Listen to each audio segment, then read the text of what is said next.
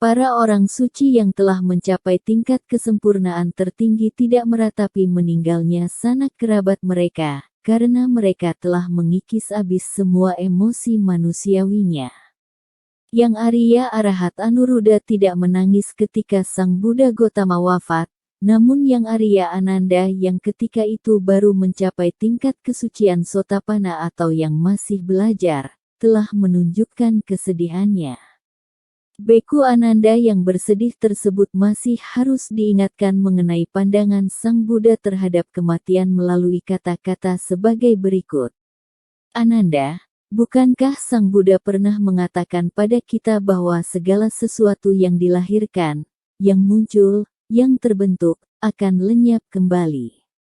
Ini merupakan sifat dari semua bentuk yang bersyarat, yakni muncul dan akan lenyap kembali.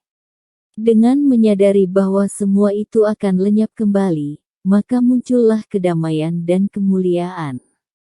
Kata-kata ini menguraikan suatu dasar yang di atasnya dibangun bangunan filsafat agama Buddha. Sebab dari kesedihan dan penderitaan kita ialah kemelekatan dalam segala bentuknya. Jika kita ingin menghentikan kesedihan, maka kita harus membuang kemelekatan, baik kemelekatan terhadap manusia maupun terhadap harta benda. Hal ini merupakan pelajaran kebenaran tentang kematian, karena kematian akan menyerang dan mengisi hidup kita dengan kengerian, kecuali bila kita telah dapat memahaminya. Kenyataan ini dengan indah telah dibabarkan oleh Sang Buddha melalui sabda berikut ini. Kematian akan menyeret manusia yang melekat pada anak-anak dan harta bendanya, bagaikan banjir besar menyeret desa yang tertidur. Dalam peribahasa tersebut tersirat makna bahwa bila desa itu tidak tertidur namun terjaga dengan waspada, maka kerugian yang ditimbulkan oleh banjir tersebut akan dapat berkurang jauh.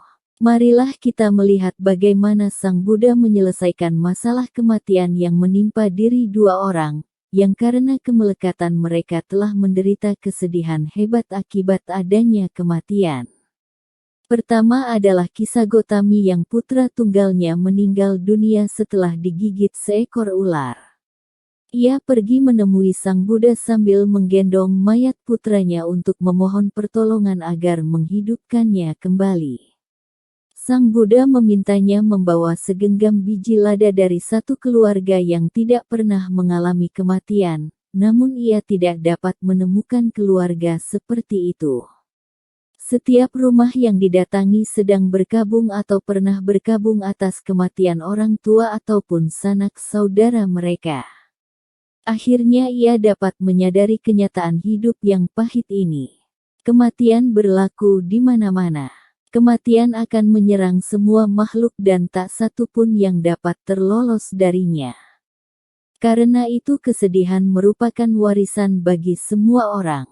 Orang kedua yang mendapat pertolongan dan bimbingan Sang Buddha adalah Patacara. Hal yang dialaminya jauh lebih menyedihkan, yakni dalam waktu yang singkat ia telah kehilangan kedua putranya, suami, saudara, orang tua, dan seluruh harta bendanya, bahkan kehilangan akalnya. Ia berlari-lari dengan bertelanjang dan liar di jalan-jalan hingga akhirnya berjumpa dengan Sang Buddha.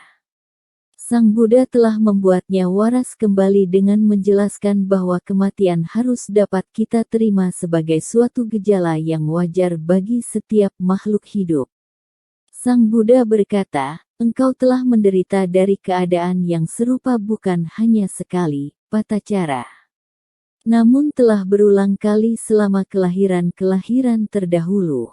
Untuk waktu yang lama sekali engkau telah menderita akibat kematian ayah dan ibu, anak dan sanak kerabat. Selama engkau menderita telah meneteskan air mata lebih banyak dibandingkan dengan air yang ada di samudra. Pada akhir pembicaraan tersebut, Patacara menyadari akan ketidakpastian dari kehidupan ini.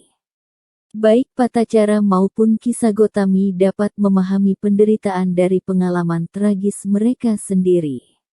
Dengan menyadari sungguh-sungguh akan kesunyataan mulia yang pertama yakni penderitaan, maka ketiga kesunyataan mulia lainnya juga akan dapat dipahami. Sang Buddha bersabda, barang siapa yang mengerti akan penderitaan, juga akan mengerti munculnya penderitaan, lenyapnya penderitaan dan jalan untuk melenyapkan penderitaan.